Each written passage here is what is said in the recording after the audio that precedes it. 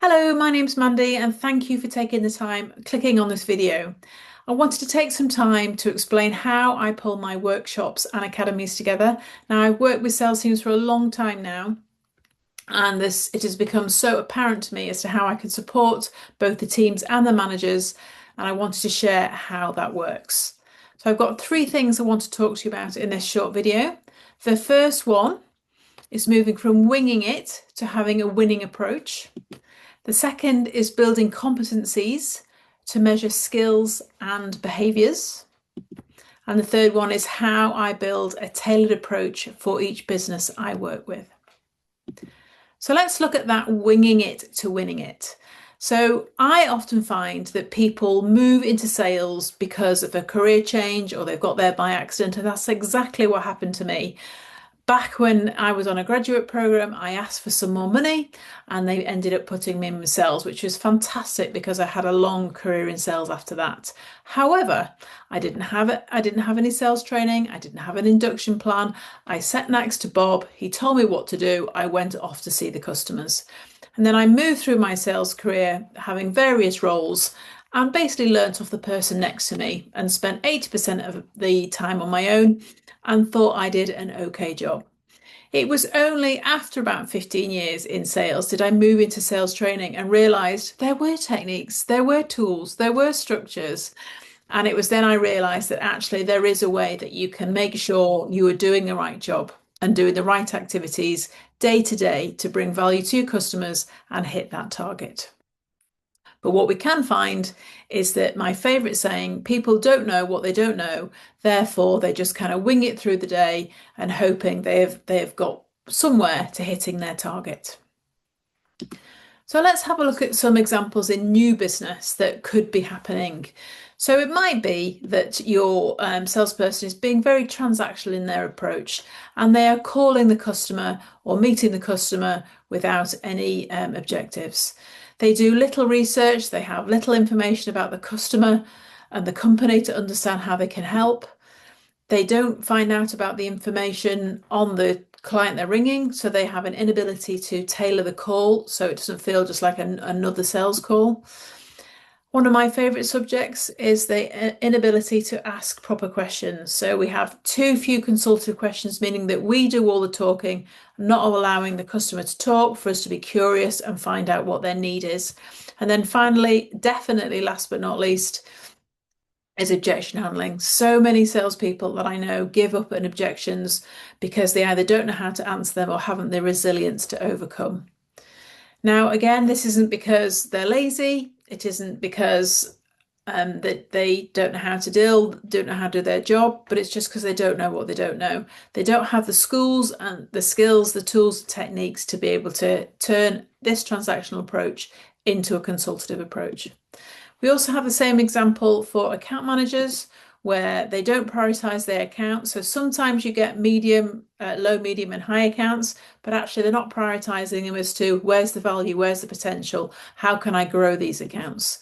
There's little plan for the month. If they've got 2 to 3 weeks of appointments in, that's amazing. They don't have a cadence throughout the year as to how they're going to meet with these customers. One of the big things that I meet, especially for existing salespeople, is there's no agendas, there's no objectives for meetings, so therefore we kind of turn up, we have a discussion, we review the last meeting, but we don't drive the account forward. And then we have a lack of meeting variety. So we have the same meeting over and over again. So there's no way of exploring opportunity. We don't have account reviews. We don't look at new things that are happening and explore ideas in the customer's world. We don't share what's new in our world. So we just do the same thing over and over again. And then we can be over reliant on a relationship, which I'm guilty of in my world. I've got a great relationship, I'd say, but actually, how many people do I know in that account? How many people within my business know people in that account? How are we making it sticky, a partnership that we stay together? So part of the training is that I will discuss your sales process. So as you can see here, this is the customer buying journey. So they're going through a journey as we're going through a sales process.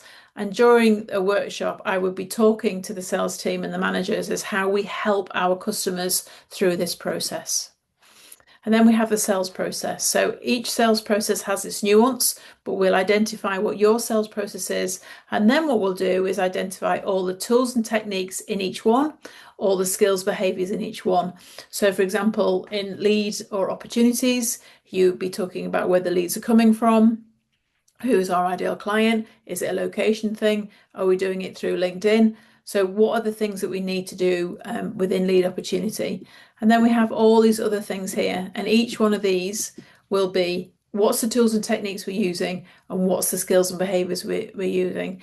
This way, the individual and the manager can recognize what is happening, where we're doing well and where the gaps are. I also have a process for account management. As you can see, the buying journey is slightly different because we know the customer already and the sales process is different. And I can talk you through this on a call if you're interested.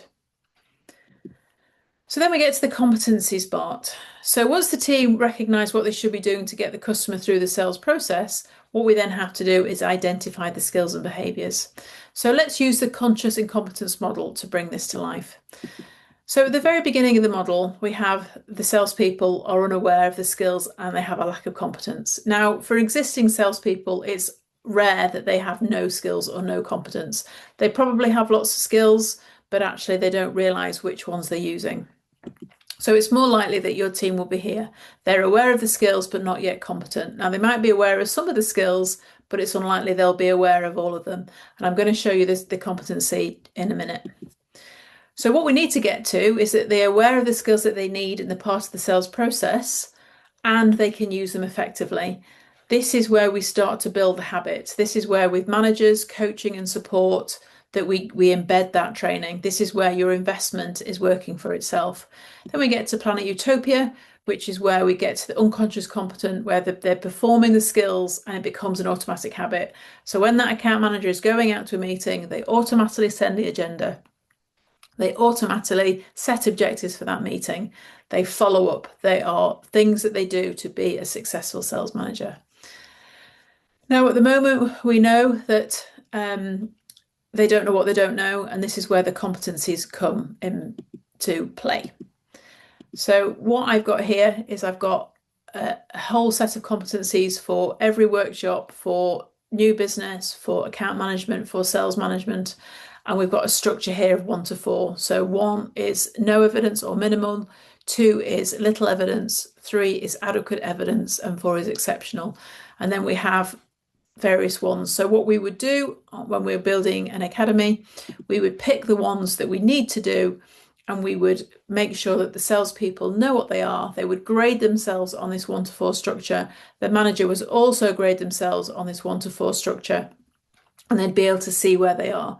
Sometimes the sales manager thinks they're good, better than they are. Some people think that they're not as good as they are. But this is an observation as we now know what we're working towards. So once we've got the sales structure in place and we've got the competencies in place, it's then a case of building the workshop or the academy. And I have an explore method here to talk you through.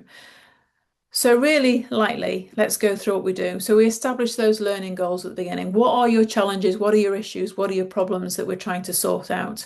So each workshop or each academy would have overarching themes. Got some super simple ones here. Develop consultative selling behaviours, improve qualification and increase accountability. So these are really important. So we know what we're trying to achieve and the team know what we're trying to achieve. Then we get to explore skill set. See what I did there with the X? This is all around me having a look at what are the people like. So I will look at the competencies. I'll also look at the sales process and I will ask them to talk me through some examples. I do call listening. I can go out and visit a customer with them.